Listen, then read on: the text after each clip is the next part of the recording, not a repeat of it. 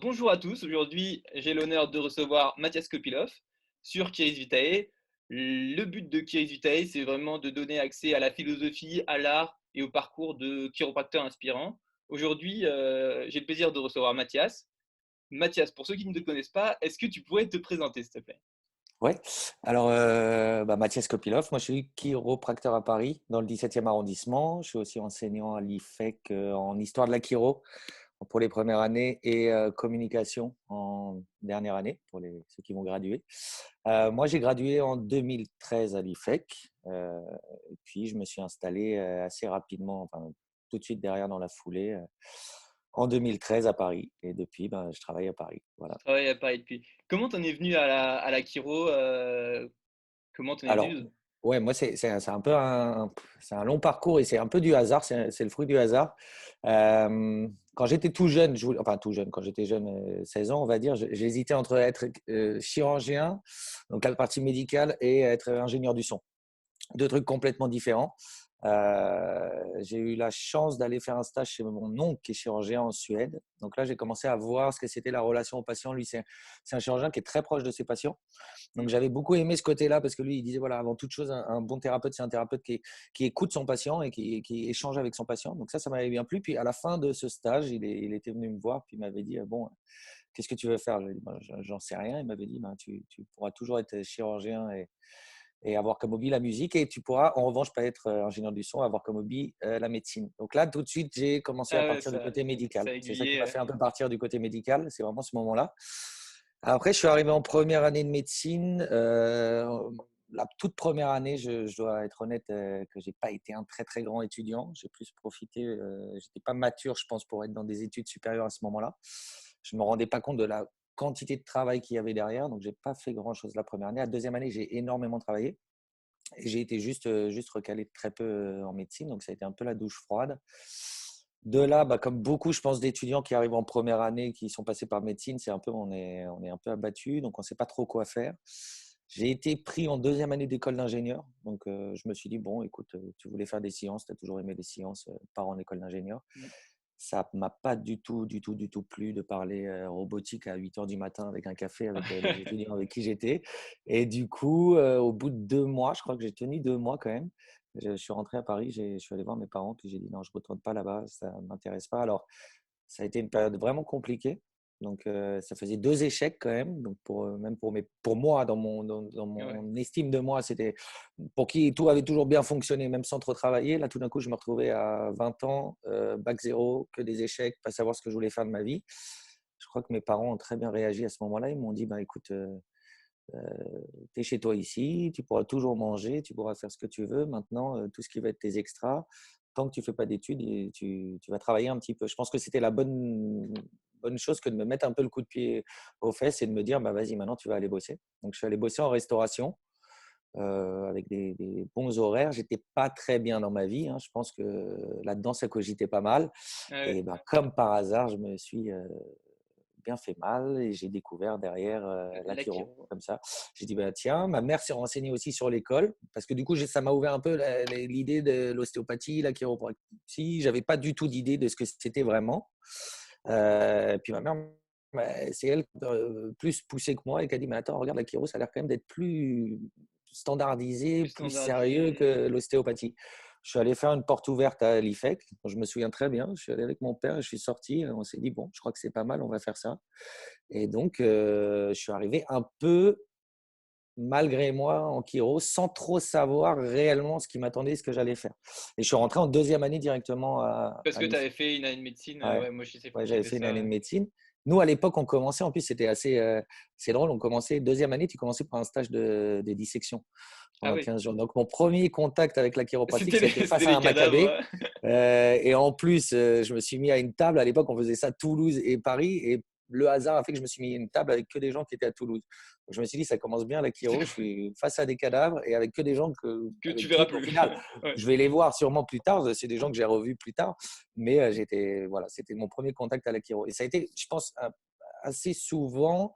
Je pense que si avec le recul, quand tu regardes des échecs, si tu arrives à prendre le recul sur l'échec et pas le vivre complètement comme un échec, tu peux vraiment en faire des trucs top. Enfin, moi, je sais que c'est vraiment deux échecs qui Des m'ont jeux amené à faire qui de t'ont l'Akiro. aiguillé, qui t'ont aiguillé là-dessus. Et au Et, final, c'est ce qui a fait que je suis épanoui dans mon métier, dans ma vie. Et voilà, donc je pense que ça, c'est plus pour les jeunes étudiants qui sortent de médecine. Moi, je sais que quand je suis arrivé à l'IFEC, il y a encore des copains qui me parlaient de ça, que quand je suis arrivé, je disais oui, ben moi, je vais faire mes études de chiro, puis après, je reprendrai médecine. Parce que c'était pour moi, c'était voilà, l'objectif, c'était de refaire médecine, quoi. C'était chiro. Au tout début, c'était j'étais pas même pas dans vraiment cette d'être Kiro, notion hein. d'échec. J'étais dans cette notion d'échec. Pour moi, il fallait combattre cet échec-là. Puis à un moment, on verra si on discute un peu plus tard du parcours, mais Voilà. j'ai Et, vraiment dit, ah, mais en fait, non, c'est pas un échec. En fait, c'était bien de louper médecine. Enfin, je suis très heureux d'avoir loupé médecine quand j'ai vu et certains quand copains est-ce que qui tu étaient. t'es dit dans ton parcours de l'IFEC, ouais, là, c'est bon, je vais plus faire médecine, la Kiro, Eh ben, je crois que ça a été, bah, peut-être on en parlera tout à l'heure, mais ça a été vraiment, je crois, à début, c'était début, milieu de troisième année. Donc la chiro, pour l'instant, bon, je me faisais ajuster par des chiros, je trouvais ça cool, je trouvais ça sympa. J'ai J'avais pas encore compris vraiment ce que c'était la chiro. Et j'ai fait un premier séminaire. C'était un super copain qui s'appelle Alexandre Grottman, qui a bossé beaucoup aux États-Unis maintenant, qui vient de revenir en France, à Lyon, et qui me dit bah, écoute, viens. Ses parents étaient chiro. Donc il avait, lui, déjà beaucoup plus hmm, avancé dans sa raisonnement de chiro. Il avait beaucoup plus compris la chiro. Il me dit bah, viens, il y a un séminaire SOTI à l'IFEC. C'est le samedi, dimanche, truc. D'abord, moi, pendant longtemps, pendant mes études, j'ai eu un peu un poil dans la main. Donc, j'étais là, j'étais, oh, ouais, un samedi, dimanche, j'étais sûr. Et tout me dit, non, mais viens, ça va être top et tout. Et j'avoue que ce séminaire-là m'a tout d'un coup un peu ouvert les yeux de me dire, ah ouais, en fait, c'est génial. Tu peux toucher le bassin et avoir un réel impact sur les cervicales. Puis tu peux avoir des paramètres que tu peux évaluer, que tu peux tester. Et ça a été le début ça a allumé la lumière chez moi. Et là, je suis devenu assez boulimique de techniques, de lecture de séminaires.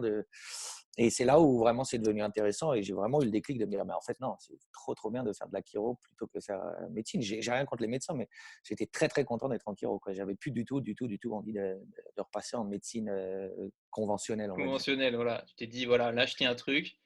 Et, Ouais. euh, C'était et ouais, du, c'était vraiment ce séminaire, ça a été assez le gros truc ça reste un truc qui m'a changé, je pense, dans mes études.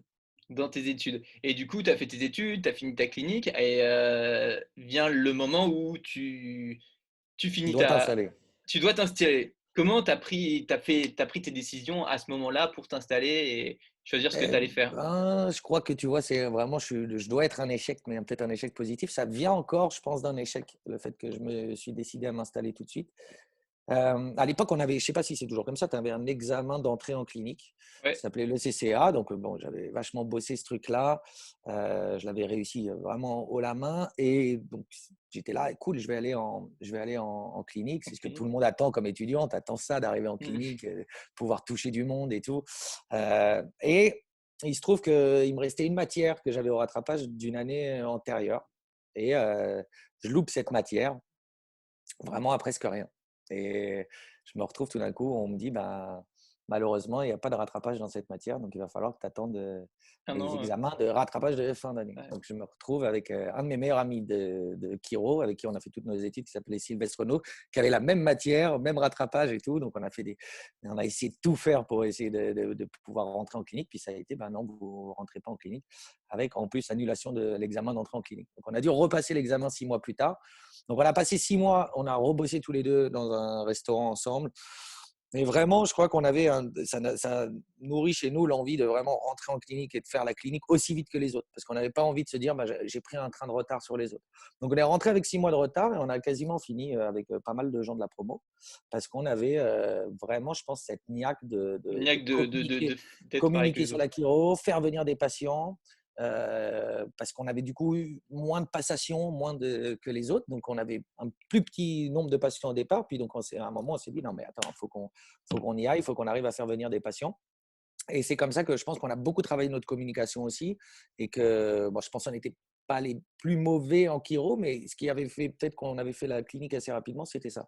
Et du coup, quand je suis sorti de la clinique, enfin, quand j'ai eu mon diplôme, j'étais vraiment dans ce truc-là de me dire, mais attends, si à la clinique, à la fin, je crois, on faisait une bonne vingtaine de patients par semaine, ce qui était bien à l'époque pour la clinique. Et donc, je me suis dit, bah, attends, si tu es capable dans la clinique de faire 20 patients par semaine, Pourquoi t'es pas potentiellement, capable, ouais. ça serait bien d'ouvrir. Parce que je me voyais pas, non pas que j'ai pas envie d'apprendre de grands maîtres, mais je me voyais pas aller bosser chez quelqu'un. Déjà, j'étais un peu plus âgé que certains, donc je me disais, bah, tu as déjà perdu 3 ans au départ, donc ce serait bien qu'à un moment, tu aies ton truc et que tu construises ton futur. Mhm. Et je me sentais capable d'ouvrir mon cabinet. Et Ouais, tu te sentais confiant techniquement ouais, dans ta bah, communication. c'est sûr que j'ai énormément évolué par rapport à ce que j'étais. J'étais un tout micro bébé chiro. Maintenant, je suis peut-être un adolescent chiro. Mais, euh, mais je me sentais quand même prêt à me retrouver face à des patients dans mon Mhm. cabinet. Que ce soit d'un point de vue de me dire oui, on pourra en discuter après, de qu'est-ce qui fait, je pense que tout d'un coup, tu te dis oui, ça y est, là, je peux faire des choses bien sur le patient. Je pense que c'est bien si on en parle un petit peu, mais j'avais eu ces cas-là où je me disais, bah ouais, en fait, la chiro, ça marche. Donc déjà, j'étais convaincu que la chiro, ça marchait. Mhm. J'étais convaincu que j'étais capable, moi, d'être chiropracteur. Peut-être pas, peut-être pas toutes les techniques, j'avais des lacunes sur ma communication, il y avait plein de problèmes qui allaient se présenter à moi de gérer un cabinet, mais je me sentais, en tout cas, sûr de la chiro, pas forcément de ma chiro, mais de la chiro. La Ça, chiro en ça c'est général. la chiro en général. Pour moi, c'était quelque chose qui marchait, j'en étais certain. Et je savais que j'avais pas mal déjà de petits outils que j'avais quand même pu tester beaucoup pendant ma pratique en clinique et savoir du coup que bah, ouvrir un cabinet, ça devrait être possible. L'autre truc que je m'étais dit, c'est j'avais eu dans cette clinique beaucoup de patients qui étaient venus référés par d'autres patients. J'avais eu pas mal de référents de patients. Mhm. Et du coup, je me dis, bah, attends, ces gars-là, eux, ils sont venus à Ivry, pas parce que c'était moins cher, ils sont venus à Ivry parce qu'on leur a dit, va voir tel gars. J'avais pas mal de gens qui étaient venus, bah oui, j'ai un collègue qui m'a dit de venir te voir. Donc je m'étais dit, écoute, ces gens-là, potentiellement, quand tu vas ouvrir ton cabinet, ben, ils vont te Ils vont suivre. continuer. Et, Ouais. et je m'étais dit, c'est un peu bête de perdre.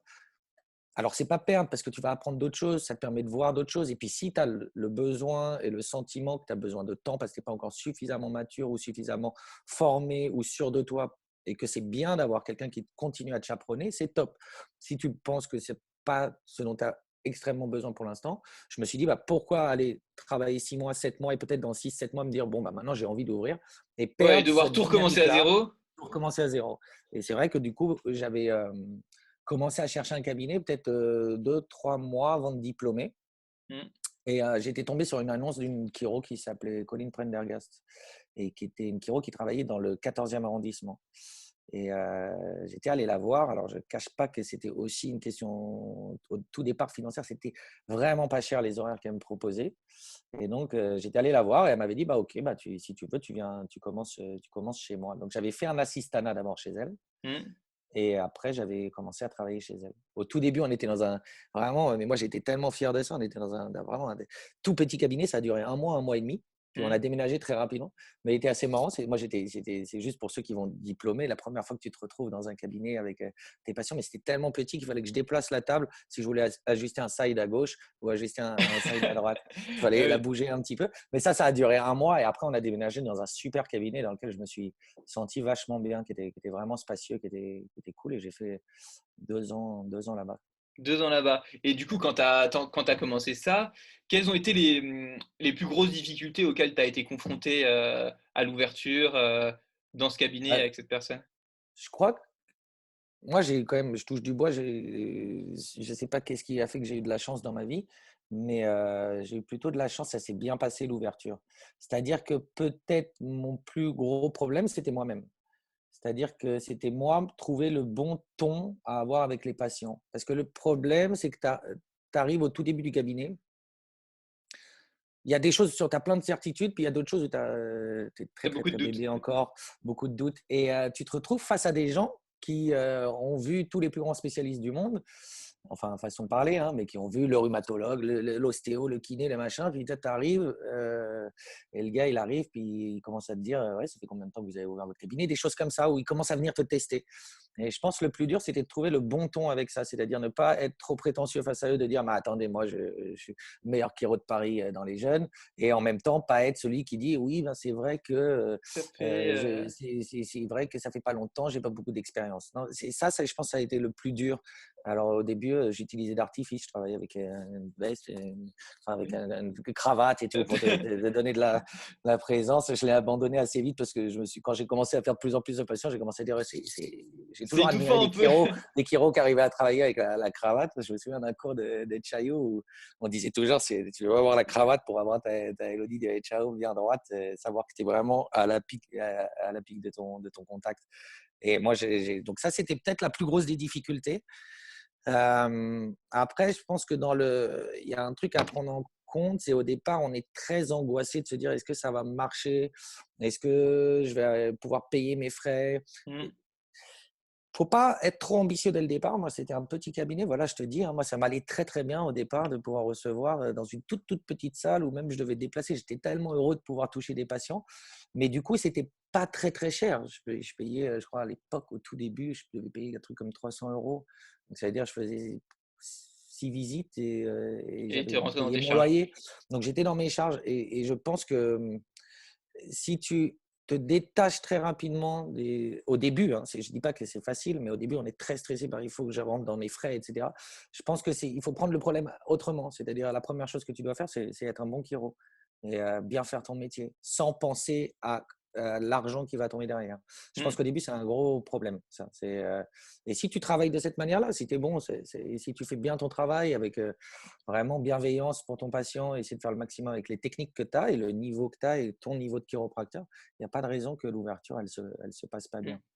Et là-dessus, sur la gestion, tu te dis voilà que tu es un peu stressé et du coup, comment tu gères les échecs au début de ton cabinet? Tu te dis: «Ah lui, j'ai pas réussi», des choses comme Alors, je ça? pense que ça, c'est début de cabinet, puis c'est toute ta vie en tant que chiro. Je t'ai dit, moi, j'ai compris très vite que les échecs, il fallait les transformer en quelque chose de Quelque chose positif. de positif? Encore maintenant, moi j'ai la chance d'habiter. Maintenant, j'ai un cabinet dans le 17e, j'habite à l'autre bout de Paris. Moi, je me déplace en scooter et c'est un moment hyper important pour moi. C'est-à-dire que ça dure 25-30 minutes où je rentre chez moi et généralement, je me fais vraiment le feedback un peu des cas. Alors, qu'il soit positif en vraiment, c'est ça qui va te donner vraiment le bonheur de te dire: «Ah bah, c'est cool ce que je fais, c'est vraiment Mmh. top, tain, c'est cette personne qui peut de nouveau, porter son petit-fils ou ça, enfin, qui peut aller faire ses courses, qui» peu importe, hein, ça peut être tout et n'importe quoi, qui te dit qu'elle a beaucoup moins stressé pendant ses examens, peu importe dans ce qu'ils te disent, il y a tous ces feedbacks-là. Puis il y a tous les cas où même si tu as été ça, face à ton patient, à dire: «Non, mais c'est bien», tu sais peut-être que tu as pas été suffisamment bon sur cette séance ou suffisamment concentré ou que tu as pas bien fait ton travail, ça peut arriver. Il faut être honnête avec ça, on a tous des moments de faiblesse. Et ben, je pense que ces échecs-là, c'est ça qui généralement génère les échecs. Ces Mmh. échecs-là, il faut avoir le recul de les reprendre, les analyser, de te refaire le film de ce que tu as fait, ce que tu as dit, pourquoi tu es venu ajuster une C1 plutôt qu'une C2, pourquoi du coup ça a peut-être pas marché, quels paramètres tu aurais pu aller voir, quels sont en ce moment, on parle beaucoup des facteurs biopsychosociaux. Quel facteur biopsychosocial peut-être tu n'as pas fait attention sur ton patient? C'est ça, je pense, qui est très important dans les échecs, c'est de toujours essayer d'analyser tes échecs. Moi, je me souviens D'analyser pour améliorer, j'ai été très tôt confronté à ça. C'était dans le tout petit cabinet. Donc, c'était vraiment mon premier mois c'était avant qu'on déménage dans le plus grand. Donc, le premier mois de chiro. Puis, j'ai un gars qui arrive. Je me souviendrai toujours de lui. Tu vois, il y a des patients et je l'ai vu qu'une fois au final. Mais c'est un gars qui arrive avec tout le tableau clinique. À l'époque, tu sors. Alors, on en parlera peut-être plus tard, mais tu sors d'école. Donc, au début, dans ton cabinet, tu veux vraiment te raccrocher aux trucs basiques que tu sais faire. ouais. Donc, pour te rassurer dans certains moments. Puis, lui, il arrive et puis, première visite. Puis, le mec, il vient avec tout indique un bel syndrome costo-transversaire, quatrième côte, je crois, à droite ou un truc dans le genre. Puis, je me dis, ah, cool. Parce qu'à l'époque, je prenais moins de paramètres pour vraiment tester mon patient. Je pense que j'avais dû sûrement faire un peu de SOT, comprendre peut-être je commençais à comprendre pourquoi des extenseurs pouvaient être faibles ou ça, mais Mmh. et je commence à lui faire un bel ajustement de la côte. Et puis le mec, je lui dis ça va, ouais, nickel et tout. Puis je reteste rien derrière, rien du tout. Je reteste Ouais. rien du tout. Puis je lui dis merci, au revoir. Puis vraiment dans ma tête, très C'est bon, prétentieux, je me dis, c'est je me dis gagné. cool, ça c'est un patient gagné quoi. C'est les côtes, qu'est-ce que c'est bien quand t'es chiro, c'est un patient gagné à tous les coups. Le mec m'a appelé le lendemain matin, mais quasi en larmes, quoi. Et en me disant, mais je sais pas ce que vous m'avez fait, qu'est-ce que c'est, j'ai mal de l'autre côté, c'est une horreur, je peux même plus respirer, je peux plus bouger. qu'est-ce que c'est? C'était plus bas, tu vois. Je dis, bah, revenez, écoutez, revenez. Et en fait, j'avais purement et simplement ajusté une belle grosse compensation qui avait bien, bien OK. décompensé le reste et j'avais pris aucun paramètre derrière. Et ça a été vraiment, je me suis dit, oula, attention, ça va vite en chiro de faire un vrai échec. Mais encore une fois, c'était quoi? J'ai péché par prétention, quoi. Je me suis dit: «OK, bah, c'est une côte, c'est bon. Ah bah, vous arrivez à inspirer, souffler, ça fait plus mal. Bon, bah, c'est bon, j'ai réglé le problème». Non, chiro, c'est pas, on en reparlera plus tard, mais c'est C'est pas, pas ça. juste ça, quoi. Donc je pense que les échecs, voilà, faut être capable d'analyser. Tu vois, je parle de ça, c'était il y a 7 ans, quoi, et il m'est resté ce cas parce que je l'ai vraiment et ça a été un truc, je me suis dit: «Pourquoi j'ai fait cet échec-là?» Donc quand tu as un échec, faut être capable de toi l'analyser derrière. Je Après la vois. communication, peut-être toi, ta question, c'était la communication par rapport au Dans quand le tu as un échec cabinet? face au patient? Ouais, non, donc comment toi tu le gères Non, comme ça. personnellement OK, et OK, avec le patient? C'est aussi, OK. personnellement, si ça te stresse ou ça te stresse pas ou, l'appréhension Je de ça. pense qu'il y a une autre chose aussi qui est importante où quand on est jeune chiro, qu'on arrive dans le cabinet, puis ça, je pense, petit à petit, on apprend un peu à vivre avec. Enfin, on apprend plutôt à savoir que ça existe. C'est qu'on a juste le vivant, et le vivant réagit pas toujours pareil. Chaque vivant a son rythme. Si tu mets deux graines dans un pot de fleurs, le même pot de fleurs au soleil, ben, il y en a une, elle va être de 10 centimètres au bout de 2 jours, puis l'autre de 3 centimètres. Donc, il y a des cas qui avancent plus ou moins rapidement. Ce qui compte, c'est l'évolution de toi, de tes paramètres objectifs en tant que chiro, que ça aille dans le bon sens. Donc, ça, tu peux très rapidement l'expliquer à un patient qui te dit: «Mais je ne comprends pas, ça ne va pas assez vite. La dernière fois, j'avais vu un ostéo en 2 séances, ma sciatique, c'était réglé». Et ben, de reprendre tes paramètres, si tu arrives à lui montrer qu'il y a une évolution et de lui dire: «Voilà, c'est On pas est sur le toujours bon 2 chemin. séances, c'est parfois 7, c'est parfois 6, c'est parfois 5. Il y a tellement de facteurs à prendre en compte que, ben, voilà, il faut accepter que les choses doivent parfois aussi aller à leur rythme, quoi». OK. Bah, c'est une bonne transition pour, aller sur, quand on va voir, des chiros travailler, on se rend compte que, la diversité des techniques et de ce que font les chiros est très différente et est-ce que toi tu penses que la chiro, c'est une question de technique? Oui, ça, c'est une bonne question. Sur la technique, si on revient à la base de ce que c'est la chiro, c'est art, science, philo. Je pense que la technique, c'est ce qui réunit ces 3 choses-là. C'est-à-dire que si tu regardes bien les techniques, sur chaque technique que tu vas aller étudier, que ça aille de Gunstead en passant par Best, Network, AK, SOT, peu importe la technique, je pense, si c'est une technique Kiro, qu'il y a une forme de philosophie derrière. C'est-à-dire que Mmh, bah, si tu prends Eke, il y a le paradigme Enfin, il y a une vraie philo chiro, puis il y a le paradigme du muscle faible. Si tu prends SOT, il y a la notion de la respiration. Si tu prends Gonstead, il y a l'ajustement de la postériorité. Voilà, il y a une philosophie. Il y a un art, parce qu'il y a vraiment l'art dans le sens artisan, c'est-à-dire qu'effectivement, bah, il faut savoir faut savoir positionner des blocs, il faut savoir tester en équé, il faut savoir ajuster en Gunstead, etc., etc. Et tu as quand même un peu de science, on en parlera tout à l'heure, enfin, en tout cas, il y a quand même des bases scientifiques, ou en tout cas, au moins anatomiques. Et donc, je pense que la technique n'est si c'est une technique chiro, n'est que le résumé de ces 3 piliers-là. Alors, est-ce que la chiro n'est que technique? Je reviens sur ce que tu disais. Deux chiro, toi, moi, par exemple, si on fait tous les deux les mêmes techniques, je ne suis pas sûr qu'on arrive à chaque fois au même résultat. Alors, sûrement toi mieux que moi, ou moi parfois mieux que toi, et ça va varier. Donc, je pense que c'est réducteur de réduire juste la chiro et le chiro à ces techniques. Je pense que c'est vraiment quelque chose de très global. Je te parlais de mon oncle qui est chirurgien quand j'avais 16 ans. La première chose qui m'avait marqué, c'était la relation qu'il avait avec ses patients, mmh. comment il manageait ses patients. Donc, la technique chirurgicale, il l'avait. Ce qui faisait la différence avec l'autre chirurgien à côté, bah, c'était sûrement sa manière d'appréhender le patient, sa manière de lui Je peux expliquer comment il va travailler. Ouais. Donc, il utilise une technique, mais dans son bagage et sa personnalité aussi. Donc, je pense que la chiro, c'est plus qu'une technique. On a besoin de technique pour la chiro, mais c'est beaucoup plus qu'une technique. Je pense que si on doit aller plus loin, moi, je pense réellement qu'il y a quasi autant de chiro autant de techniques différentes, on pourrait dire, que de chiro. C'est-à-dire que Sur chacun va quand C'est même. l'adaptation des outils, Voilà. que font Je chacun. pense, moi, quand on était en cours, j'allais de te montrer ça, que pour moi, vraiment, toi, en tant que chiro, euh, bon, ton rôle, c'est déjà d'être pas dangereux pour ton patient, ça c'est la base, donc tu dois avoir beaucoup de connaissances, ça c'est ce que tu apprends pendant tout ton cursus scolaire universitaire, on va dire. Et après, ton rôle, c'est tu vas commencer avec une boîte à outils de base. Tu auras un tournevis, un cruciforme, un tournevis plat, un marteau et deux clous. Ça, c'est la première chose. Donc déjà, tu sais comment faire pour ne pas te taper sur les doigts ou pour ne pas taper sur le mur et faire un trou dans le mur. Ça, c'est ne pas être dangereux. La deuxième chose, c'est qu'après, ben, tu vas petit à petit mettre des outils dans ta boîte. Donc, tu vas commencer à mettre un autre cruciforme un peu différent, etc., etc. Ce qui va faire, alors tu peux utiliser cette image-là. Si tu as la plus belle caisse à outils, c'est-à-dire que tu as fait tous les séminaires de la Terre, mais que tu ne sais pas utiliser tes techniques à bon escient et sur la bonne personne et quand il faut, parce que tu ne les as pas assez digérées, assez intégrées, ça ne sert à rien d'avoir la plus belle des boîtes à outils. En revanche, si tu as juste le tournevis et le cruciforme, ça peut te servir la plupart du temps, mais quand tu vas rentrer dans des cas un peu plus complexes, il va te manquer les outils.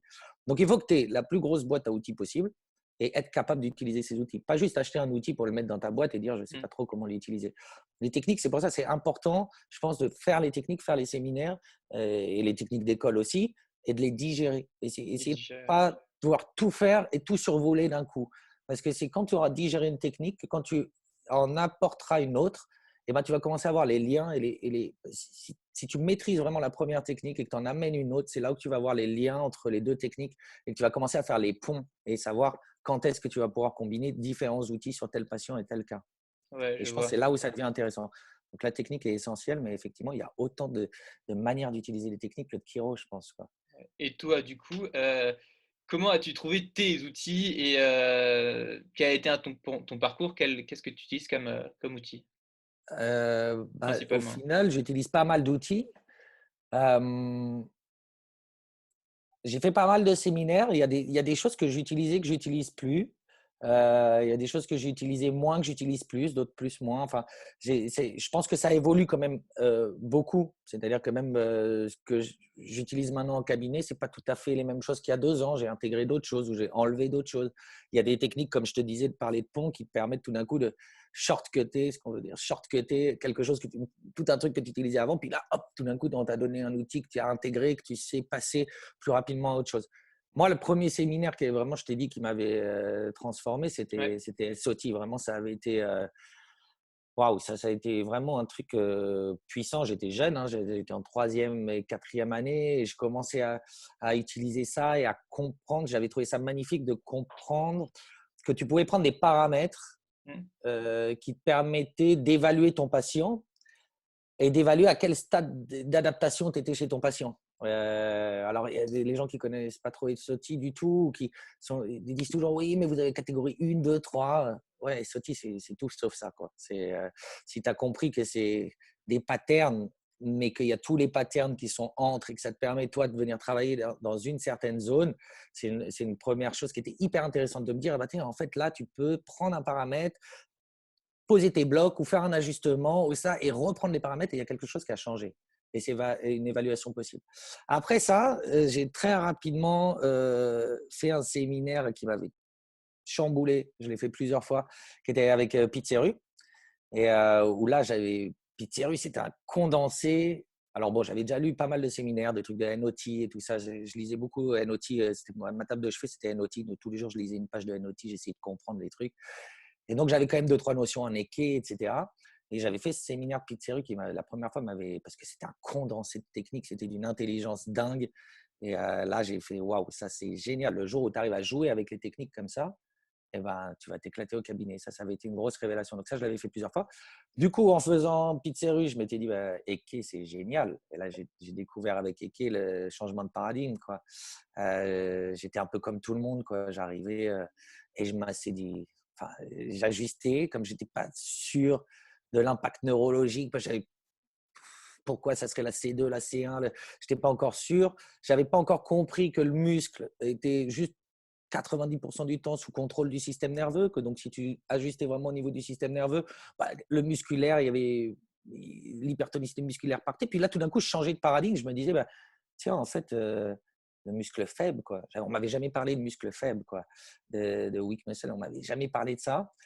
Et là, ça a été une grande ouverture pour moi. Et je trouve que c'est une technique, c'est infini, quoi. Ça te permet de d'aller tellement loin sur le patient, quoi. Mmh. Vraiment, pour ceux qui travaillent en équé. Alors, j'ai pas au niveau de beaucoup de gens en équé, hein, mais je me suis beaucoup intéressé à cette technique-là. J'ai fait pas mal de séminaires. Après, il y avait un séminaire avec Charles Héroux, ça m'avait tout Mmh. au début, bien avant. C'était, je pense, la première fois qu'il venait en France. On avait fait ça, on était pas beaucoup, hein, on était une trentaine, c'était sur une péniche en face de la BNF. Et c'était un séminaire que sur Injury Recall Technique, donc que sur les mémoires traumatiques. Et ça avait pareil. Ça, je m'étais dit, attends, en fait, tu peux même en tant que chiro aller chercher des choses, des systèmes réflexes anciens qui sont encore actifs et qui font que bah, toi, tu n'arrives pas à stabiliser ton patient. Donc ça a été un gros truc qui C'était m'a une, changé aussi. Et après, j'ai fait aussi plein de petites autres techniques. Des techniques où je suis allé à des séminaires en me disant, bon, bah, ça, c'est juste, je ne veux pas le faire, ça ne m'intéresse pas. Et je ne l'utiliserai pas, mais au moins, je sais de quoi je parle. Après, j'ai fait des techniques un peu plus émotionnelles, ce qui n'est pas ce que j'utilise le plus au cabinet. J'en utilise de temps en temps, mais ce n'est pas ce qui me passionne le plus. Je pense que je suis vraiment biomécanicien avec une vision holistique. Mais j'aime pas, c'est pas ce que je préfère rentrer dans cette mmh, zone-là avec le patient. Je le fais vraiment si c'est une priorité vraiment chez le patient. ouais, je Et voilà, après, il y a une grande technique. Après, bon, bah, j'ai Jean-Pierre Mersman que je suis allé suivre assez souvent, qui a été première fois que j'ai vu les liens possibles entre l'occlusion et la périphérie du corps et vice-versa. Ça a été hyper intéressant pour moi. Et une dernière technique qui était vraiment cool, que ça, ça fait 2 ans ou 3 ans que j'ai travaillé un peu là-dessus, c'est NIP. mmh, Parce que ça va bien dans le processus d'évolution des techniques que j'ai eues. C'est de sur l'évaluation du patient avec des d'accord. paramètres et arriver à la fin avec d'autres paramètres.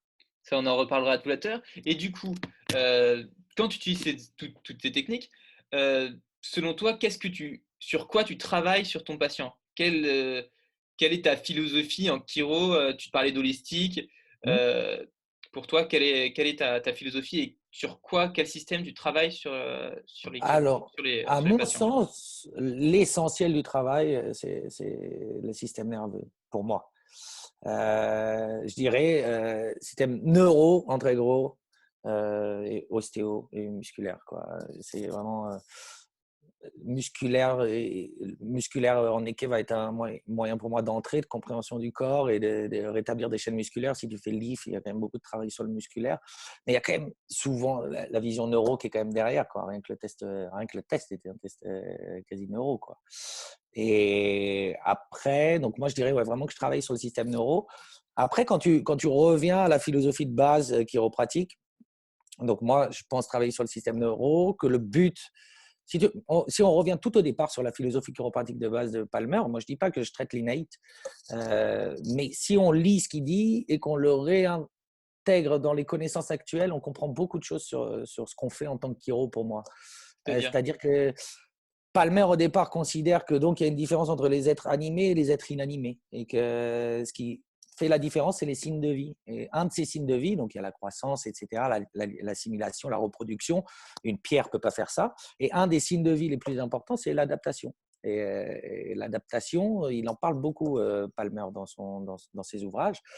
Et donc, qu'est-ce que c'est en fait l'adaptation du vivant? C'est-à-dire que face à des contraintes ou face à des situations, on va réussir à essayer de s'adapter pour la survie, Mmh, jusqu'à un certain seuil.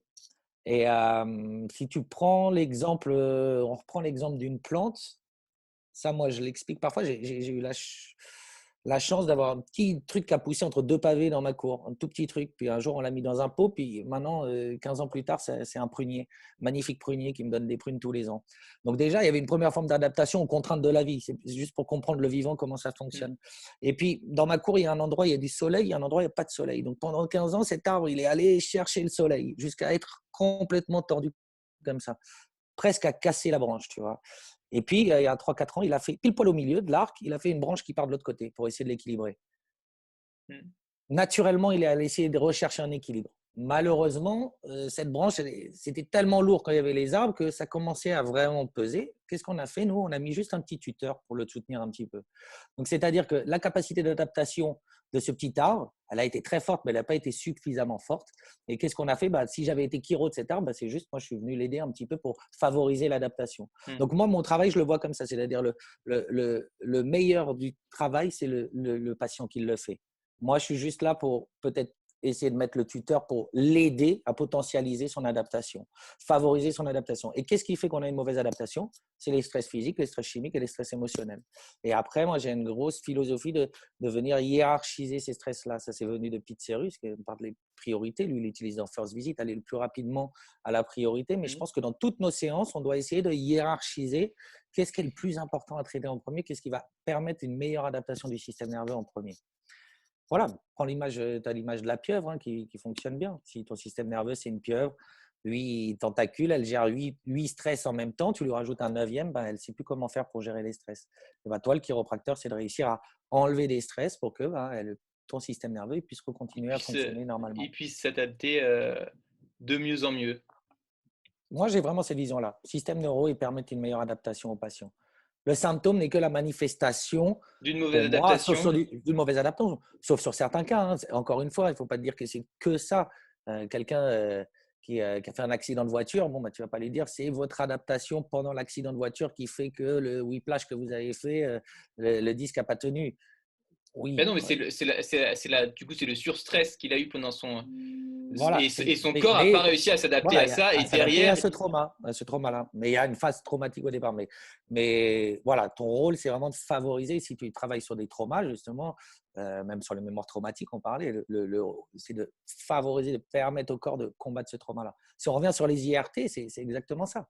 C'est-à-dire, à un moment, ton corps a enregistré un trauma, puis la boucle neurologique de défense, elle est encore active. Tu as encore la torsion qui est présente, il est encore en défense, le patient.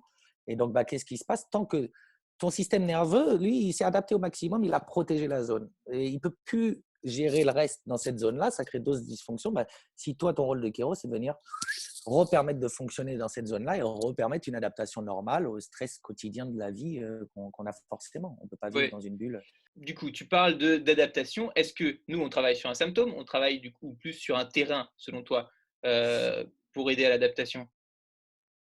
Là, il faut dissocier deux choses. Tu peux pas, je pense que c'est très compliqué de dire on ne travaille pas sur le symptôme. Ton patient, il vient.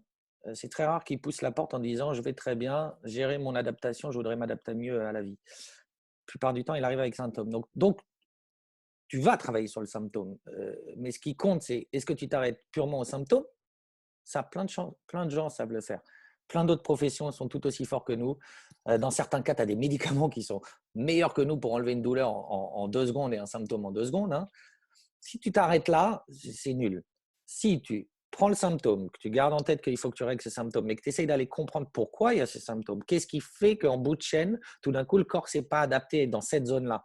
Qu'est-ce qui fait que ton patient a une hernie discale qui est arrivée et qui est symptomatique? Qu'est-ce qui fait qu'il y a une dysfonction dans cette zone-là? Si c'est juste enlever la douleur, c'est nul. Enfin, c'est nul. C'est bien déjà. C'est un peu méchant ce que je dis. Si tu vas un peu plus loin et que tu essaies de comprendre, mais tiens, mais quel process, d'où ça peut venir? Et que tu commences à tester. Est-ce que ce n'est pas un problème de mâchoire? Est-ce que ce n'est pas un problème de membre inférieur? Déjà, juste ça, savoir est-ce que c'est descendant, est-ce que c'est ascendant? C'est déjà très simple à savoir. Et c'est déjà hyper intéressant. Ça va te donner beaucoup d'informations. Parce qu'au début, tu vas arriver, tu arrives, tu as ton symptôme. euh, on va prendre l'exemple d'une lombalgie. Tu arrives, bon, bah, tu parles, tu fais tes tests, ok, c'est drapeau vert, tu peux venir ajuster, tu ajustes ta lombaire. Puis après, bah, si tu vas un peu plus loin, tu dis, bah, attends, peut-être, ça se trouve, comme il fait du sport, peut-être ça vient de ses pieds, bah, tiens, je vais ajuster les pieds aussi. Oui, mais aussi, j'ai déjà vu que les cervicales, ça pouvait entraîner une information mauvaise au niveau lombaire et avoir des compensations. Bon, je vais lui faire une petite cervicale en plus. C'est déjà pas mal. Mais si tu commences à aller un peu plus loin et vraiment tester ton patient et dire, bah, attends, en fait, est-ce que c'est ascendant, est-ce que c'est descendant? Et venir, bah, non, je n'ai pas besoin de toucher à son pied. Est-ce que j'ai besoin de changer une information qui fonctionne bien? Et son pied, il n'a pas besoin de venir l'ajuster. C'est descendant, c'est les cervicales, est-ce qu'après c'est la mâchoire, est-ce que c'est... Mais déjà, quand tu arrives à comprendre et essayer d'utiliser le symptôme pour comprendre le non-fonctionnement du corps à un moment, Mm. c'est là où ça devient super drôle notre métier et que c'est un vrai travail d'enquêteur, quoi. Ça, Du c'est coup, c'est génial. plus ta porte d'entrée que ta finalité. C'est ça? Exactement. C'est ma porte d'entrée et j'estime que si j'ai bien analysé mon patient, que j'étais un bon Sherlock Holmes et que j'avais les techniques et les outils dans ma boîte à outils pour traiter quelle était la cause, et ben, je pense que le symptôme, il va partir. Et la grosse différence, je pense que ça, il y a beaucoup de chiros qui te le diront. Il y a beaucoup de gens qui disent avec vous, ça tient. C'est-à-dire que vos traitements, ils tiennent. pourquoi ils tiennent? C'est pas qu'on a mieux ajusté la lombaire. C'est pas ça qui fait que l'ajustement il tient. C'est qu'on est venu ajuster ce qui avait provoqué le problème au niveau lombaire. Et c'est ça la grosse différence. Si tu arrives à venir utiliser le symptôme pour trouver la cause et réellement traiter la cause, parce qu'on entend beaucoup de gens, je suis holistique, mais oui, être holistique, c'est déjà rechercher, quoi, avant toute chose. Ouais, Rechercher dans la globalité et être ouais, spécifique dans et la spécifique globalité. là-dedans. Du coup, c'est une bonne transition pour parler de science. Et moi, je voulais parler avec toi. Tu en as déjà beaucoup parlé de critères objectifs, de critères objectifs. C'est quelque chose qui, moi, quand tu nous as eu en cours l'année dernière, je crois, ou il y a 2 ans, en communication, tu nous disais que toi, pour toi, la science, il me semble, tu disais que la science Kiro, c'était que ton patient arrive et qu'il ressorte avec des critères changés. Et je voulais savoir, toi, quelle est la place de la science dans, dans ta pratique et quelle est la place de tous ces critères dans ta pratique? Alors, il y a deux choses à différencier. C'est que quand je vous parlais de ça, c'était une fois que, une fois que tu sais que tu peux travailler en chiro. D'accord. C'est déjà la science, tu l'utilises déjà au départ pour savoir est-ce que c'est mon champ de compétences, est-ce Mmh. que je peux venir travailler dessus ou pas, est-ce que c'est dangereux, est-ce que je dois référer, est-ce que je dois pas référer. Donc, déjà là, tu as une grosse place de science, hein. Déjà là, tu as Oui. quand même beaucoup. Tes diagnostics différentiels, ton anamnèse, ton examen neuro, ton examen ortho, ton examen clinique. Déjà, ça, c'est une première chose pour savoir est-ce que je peux venir travailler dans cette sphère-là. Une fois que tu sais que c'est chiro, donc que tu peux venir travailler en chiro, à mon sens, mon travail, c'est de tester mon patient, analyser mon patient, avoir des paramètres, que moi j'appelle des paramètres objectifs, qui vont me permettre de comprendre ce que je dois venir ajuster, de venir, si tu veux encore vérifier, tester, équer, enfin j'utilise des équés dans mes paramètres aussi, mais tu viens tester, tu ajustes, et une fois que tu as ajusté, tu reprends tes paramètres. Et pour moi, le travail de chiro, c'est que tes paramètres d'entrée soient moins bons que ceux qui sont à la sortie. C'est-à-dire que tu as amélioré ton patient, les paramètres à la sortie soient meilleurs. La science, elle est présente en permanence dans ton travail. Elle est permanence en présence. Je te dis, ça commence déjà au départ. Et puis, bah, il y a quand même, tu utilises l'anatomie en permanence. Ouais, ma question, c'était plus ce qui m'avait marqué, c'est tu disais, voilà, quand tu sais que tu es dans ton champ de compétences, que tu as pris tes critères, que après, plus sur une question technique, que tu utilises n'importe quelle technique, si derrière tu as des changements, que ce soit une technique, je sais pas, énergétique, une technique mécanique, une technique douce, une technique à vecteur de force, que tu avais ce critère de vérité si ça changeait. Bah, c'est un peu souvent, je répondais à ça parce que j'avais parlé avec un copain qui est médecin et un autre qui est kiné, qui avait un peu toujours le même discours. Ce que vous faites, c'est que du placebo, de toute façon. Bah, alors, tant mieux. Si j'ai réussi à prendre des paramètres objectifs, à appliquer un ajustement, une technique, un contact de best, un exercice de réhabilitation, peu importe, et que j'ai mes paramètres qui changent parce que on a stimulé son pouvoir d'auto-guérison, très bien. Je suis suffisamment humble pour dire, bah, alors si j'ai réussi à faire que ça, mais c'est très, très bien. Après, effectivement, on essaie quand même d'aller un peu plus loin. Je pense que si tu prends des paramètres objectif qui, toi, t'amène, tu prends le même patient, c'est pas possible de faire ça, mais tu prends le même patient. Moi, je prends le patient, je fais mes tests objectifs, j'arrive à ajustement C2 puis RS, par exemple, j'ajuste C2 puis RS, puis j'ai mes paramètres qui ont changé derrière. Je pense que si toi, tu arrives et que tu fais ajustement PRS, PRS aussi sur cette C2, le même ajustement, c'est même pas sûr qu'on ait les mêmes résultats derrière. Je suis pas sûr qu'on ait les mêmes résultats. En revanche, qu'il y ait eu une réelle évolution dans les paramètres d'avant et d'après, il y aura, je pense, dans les deux cas, si les paramètres étaient de venir ajuster cette C2, je pense que dans les deux cas, il y aura une réelle amélioration. Dans un cas, il y aura peut-être un peu plus, dans l'autre cas, un peu moins. Ça, c'est là où je te dis, on reste assez humble devant certaines choses. Il y a certaines choses qui se passent avec un ajustement que moi, je ne suis pas totalement capable d'expliquer pourquoi tout d'un coup, ça a été autant de changements, puis dans l'autre cas, moins de changements. On revient avec ce que je t'ai dit tout à l'heure. L'évolution évolue, la vie et le vivant n'évoluent pas toujours de la même manière d'une personne à l'autre. C'est là où je dis, restons humbles, on ne sait vraiment pas tout. Et je pense que c'est le plus grand écueil à faire, c'est de penser qu'on sait tout et que donc on sait tout et que c'est comme ce qu'on a déjà prouvé. Normalement, en science, la base de la science, c'est que tant que tu n'as pas prouvé quelque chose comme faux, il est considéré comme vrai. Donc voilà.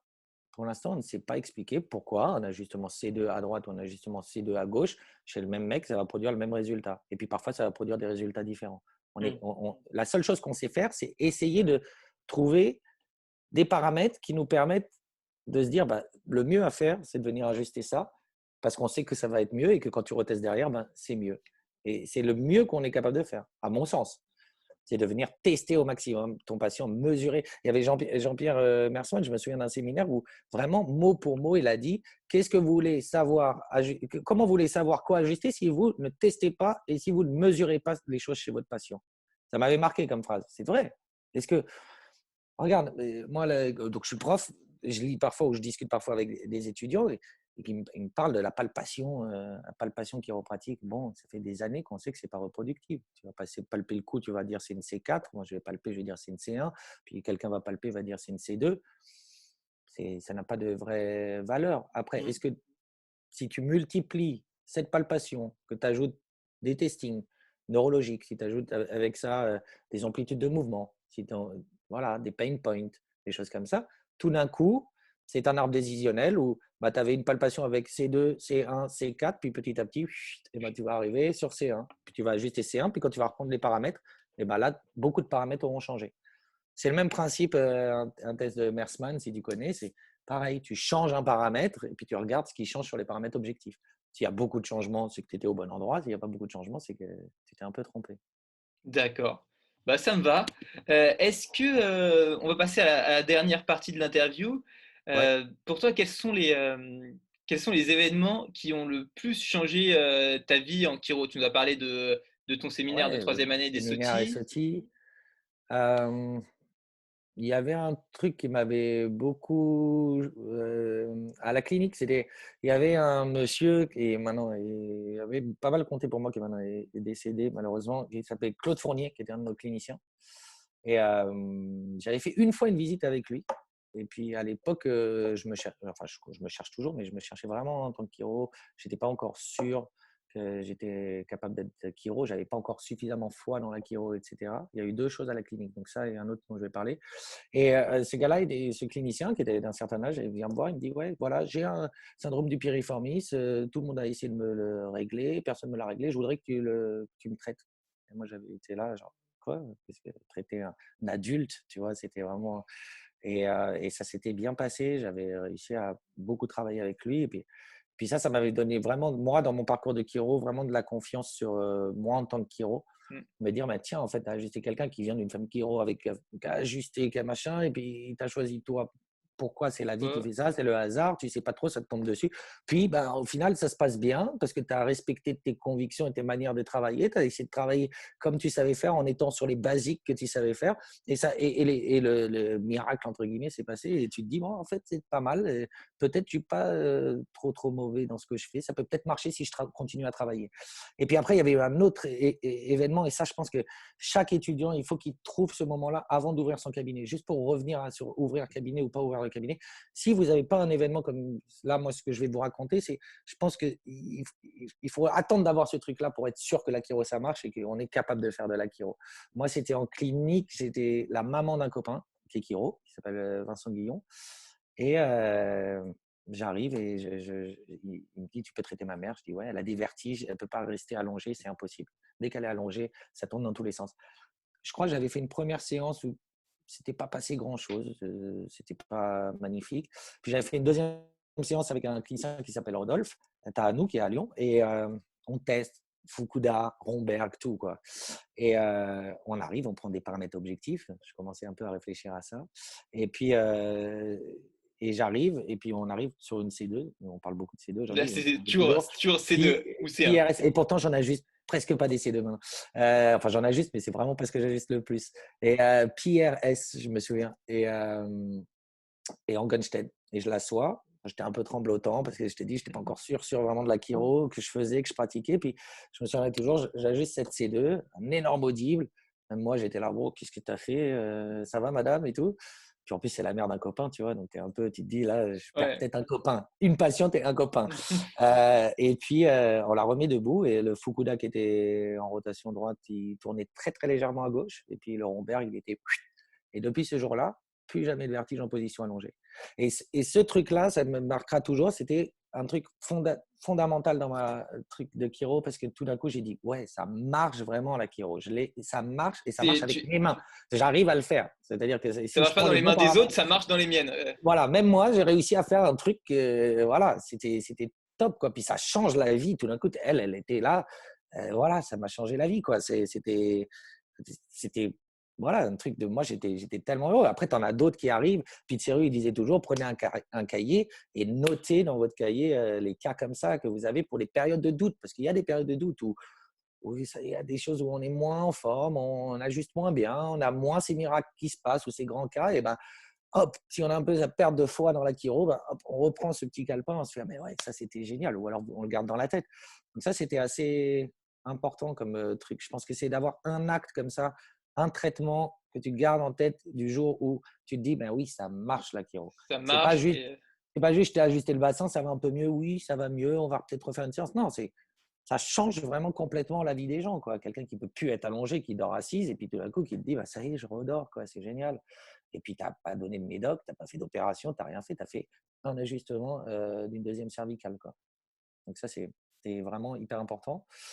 Qu'est-ce qu'il y avait dans les trucs après, il y a des rencontres de chiro. Ça a été, je t'ai dit, j'ai parlé de Pete, j'ai parlé de David Leaf, ça a été un truc, moi, ça Ça a m'a changé. bah, ouais, parce que c'était vraiment une vision globale, mais quand même très, très bioméca, quoi. Mais magnifique sur les chaînes musculaires et tout. Ça m'a des trucs où j'ai halluciné. Jean-Pierre Mersman, ça a été tous les séminaires que j'ai fait avec lui, c'était assez incroyable. Ça, c'était vraiment des trucs où tu parles ne serait-ce que 5 minutes avec lui au milieu du séminaire, tu as déjà appris plein de choses. Donc ça, c'est des gens des choses qui te disent, qui te marquent. Une clinicienne qui était à l'IFEC, qui travaillait à Paris, Anne-Carine Parra, ça a été quelqu'un d'assez important pour moi. Même sur un truc tout bête, pareil, ça avant d'ouvrir son cabinet. Moi, elle était venue en clinique avec moi, une visite, puis elle me dit, ouais, c'était bien ce que tu as fait, c'était cool. Et donc moi, j'étais là, j'étais content, j'étais, ouais, c'est super. Et puis tout d'un coup, elle me dit, ben, combien ça vaut ce que tu as fait? Et je ne savais pas répondre à cette question. Elle m'avait répondu, ben, quand tu sauras répondre à cette question, tu peux pas ouvrir ton cabinet avant de savoir répondre à cette question-là. Donc pareil, ça c'est des petites choses qui, Ont on aidé. dirait que c'est rien, mais c'est des choses qui dans ton parcours après sont hyper importantes. Ouais, où tu te rends compte avec le recul, tu dis ouais, c'est vrai, c'était bien d'avoir ces étapes-là, quoi. C'est une chance. Moi, j'ai eu de la chance. C'est pour ça que je pense que j'ai voulu ouvrir tout de suite. J'ai eu la chance d'avoir une clinique qui, je pense, m'a vachement formé sur plein de trucs, quoi. M'a canalisé, m'a permis de comprendre vraiment que la chiro, ça marchait, que j'étais capable de faire deux, trois petites choses et que surtout, ben, qu'est-ce que j'avais envie de faire, c'est continuer à apprendre, continuer à toucher des patients, continuer à ajuster des patients pour que bah, ça soit de plus en plus Plus en amusant et de plus plus. en plus sympa d'aller au Ouais. cabinet, quoi. Et, Ça, c'était vraiment un truc hyper important. et pour enchaîner avec ça, du coup, qu'est-ce qui te donne, Ouais. qu'est-ce qui te motive encore après ce confinement à aller ajuster les gens? Est-ce que ça te manque? Qu'est-ce qui te motive à aller ajuster les gens tous les jours depuis 7 ans, 8 ans? Nous, en chiro, on est une profession. Tout le monde s'engueule un petit peu, mais on est quand même tous regroupés ensemble. Donc, généralement, on traîne beaucoup entre chiro. Donc, moi, j'ai tous mes copains, beaucoup de copains qui sont chiro. Et ce qui est assez vrai, c'est que là, on est tous impatients de retourner au cabinet, quoi. Tous, il n'y en a pas un qui n'est pas impatient. Ça, je pense que ça vient du fait qu'on est un peu en manque de notre cabinet, en manque d'ajuster, en manque de voir des patients. C'est une forme de drogue, hein, à un moment, quand tu as touché à ce plaisir-là. Parce que la chiro, ça t'amène quand même beaucoup de plénitude, quoi. Ça t'amène une plénitude intellectuelle. Je pense que c'est hyper, hyper cool comme métier de te lever tous les matins en sachant que tu ne sais pas comment la journée va se passer, tu ne sais pas les cas que tu vas rencontrer. Et puis, voilà, chaque journée, c'est une autre histoire. Donc, je pense que tu es en perpétuelle recherche, réflexion pendant la journée. C'est quand même hyper cool d'avoir un métier comme ça. C'est un luxe d'avoir un métier comme ça dans lequel où tu réfléchis toute la journée. C'est génial. Tu n'es pas en train d'appliquer bêtement quelque Ouais. chose. Tu es en train de réfléchir toute la journée. Donc, tu as une plénitude qui est donc intellectuelle. Tu as une plénitude sociale. Je parlais moi, je me suis fait des super potes chiro. Bon, j'ai d'autres potes qui ne sont pas chiro, mais ça m'a amené tout un bonheur amical autour de moi. Tu as la plénitude aussi dans ta vie privée. Généralement, si tu es bien dans ton métier, que ça t'intéresse, tu vas voir des patients. Si tu vois des patients, bah, tu vas pouvoir après avoir une vie cool à côté. Donc, ça, c'est aussi génial. Donc, je Ouais, pense que la chiro, moi, c'est un truc qui m'a apporté presque, à part ma compagne, m'a apporté tous les bonheurs tous de les ma vie, bonheurs. quoi, maintenant. Donc, ça me manque de les voir. Il n'y a rien de plus horrible qu'en ce moment, à voir tes patients qui t'appellent en disant, mais quand est-ce que vous allez réouvrir? J'ai envie de vous voir, il faut que je vous voie. Et tu es là, Et tu là, bah, non, ouais, j'aimerais vous aider, mais là, je peux rien faire. Et en fait, on se rend compte c'est un peu égoïste aussi comme métier, quoi. C'est-à-dire que on donne beaucoup. Si tu veux bien faire ce métier, tu donnes beaucoup. C'est beaucoup d'engagement. Je parlais intellectuellement, c'est de l'engagement physique parce que les journées, elles peuvent être longues. Mais qu'est-ce que c'est le kiff quand les patients ils te redonnent, tu vois, ouais, c'est ça la drogue, tu vois, vraiment de la chiro aussi, quoi. Tu donnes beaucoup, puis après, bah, tu voilà, reçois, je te reprends l'exemple c'est de la maman de mon pote, et tout d'un coup, elle revient, elle est là, elle te dit, mais ma vie a changé, c'est un bonheur dingue. Donc, c'est un peu égoïste aussi notre métier, dans ce qu'on fait. On est un peu égoïste. On veut bien faire notre métier pour après qu'on soit heureux et en plénitude. Mais c'est hyper cool. Après, faut être conscient. Faut pas non plus tomber dans la caricature du tout est beau, tout est magnifique. On reste des êtres humains. Hein. Donc, mmh, il y a des jours où voilà, tu es un peu fatigué le matin, ou t'es un peu, ça arrive que tu aies des matinées où tu n'es pas très en forme, mais j'ai jamais eu.